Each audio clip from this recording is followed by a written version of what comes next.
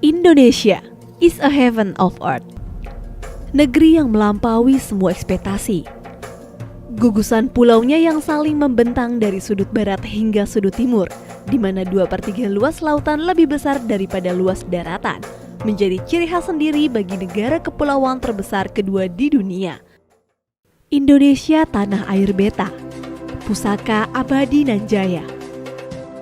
Sebagai negara yang berada pada perlintasan dua benua dan dua samudera, Indonesia termasuk negara yang rawan dari sisi keamanan laut, baik keamanan laut yang bersifat lokal, nasional maupun internasional.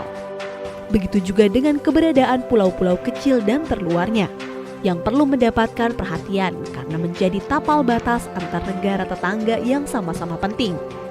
Menjaga pulau-pulau terdepan yang menjadi teras utama bagi wilayah Indonesia merupakan hal yang sangat penting dan menjadi kewajiban bagi seluruh warga negara Indonesia. Istilahnya saya udah ada jaminan. Hak saya di sini tidak ada yang bisa mengganggu-gugat, tidak ada yang istilah bisa mengusir saya. Alhamdulillah istilahnya saya nyaman berada di dalam rumah saya sendiri. Kalau seandainya nggak ada sertifikat, istilahnya saya berada di rumah tapi was-was, takut diusir sama orang lain karena aturan-aturan mereka.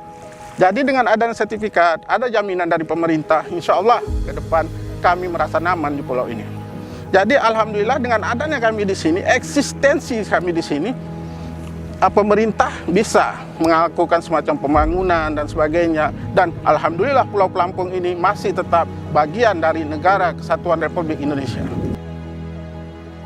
Pemerintah Indonesia secara konsisten terus berupaya menjaga kedaulatan negara dengan melindungi pulau-pulau terluar Indonesia, memberdayakan masyarakat dalam rangka peningkatan kesejahteraan, serta melindungi kelestarian budaya Indonesia melalui sertifikasi tanah masyarakat yang dilakukan Kementerian ATR BPN. Kami bangga memang dengan pemerintah hari ini, yang di pesisir pun sudah bisa disertifikat semua. Jadi memang sekali lagi saya sebut, memang bangga memang Bu. Puas kami sebagai masyarakat puas. Jadi hak kita sebagai masyarakat tuh memang ada. Kita tinggal di suatu pulau ini, kita tidak mengaku-ngaku ini pulau kita. Sebagai negara kepulauan, budaya maritim pun menjadi bagian yang tak terpisahkan dari kehidupan masyarakat yang memiliki kearifan lokal dalam mengelola dan memanfaatkan sumber daya laut. Interaksi ini dimungkinkan karena kehidupan masyarakat yang bermukim di kawasan pesisir memang bergantung pada laut. Karena kita tinggal di pulau ini sudah berapa turunan, dari di atas kakek kita lah, sudah berapa turunan menetap di sini. Jadi kita sudah menyatu. Tapi kalau kita orang pulau dipindahkan ke kota, itu tak akan nyambung.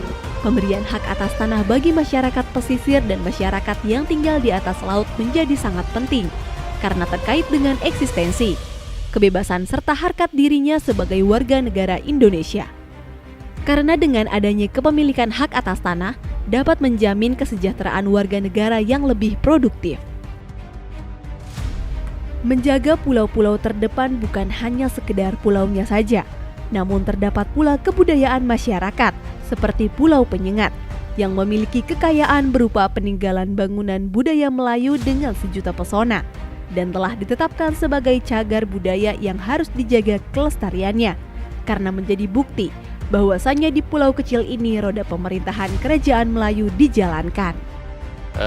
Kami sangat mengucapkan terima kasih kepada Bapak Presiden Republik Indonesia, kemudian Kementerian BPN, pemerintah Provinsi Kepulauan Riau dan Kota Tanjung Pinang dalam rangka menyelamatkan Pulau Penyengat, dalam rangka melindungi Pulau Penyengat tempat yang bersejarah ini, dalam hal menerbitkan sertifikat kepemilikan bagi masyarakat dan juga tempat-tempat cagar budaya untuk dilindungi.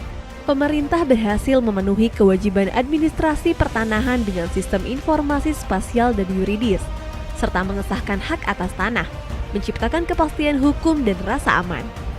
Hingga 17 Agustus 2023, lebih dari 106 juta dari target 126 juta bidang tanah terdaftar di Indonesia, melalui skema seperti pendaftaran tanah sistematis lengkap, redistribusi, dan lainnya. Meski demikian, untuk mencapai legalisasi hak atas tanah di seluruh Indonesia pada tahun 2024, perlu mengatasi 4 masalah utama, termasuk legalisasi tanah di wilayah pesisir, penyelesaian konflik agraria pada aset negara, tanah transmigrasi dan redistribusi tanah dari pelepasan kawasan hutan.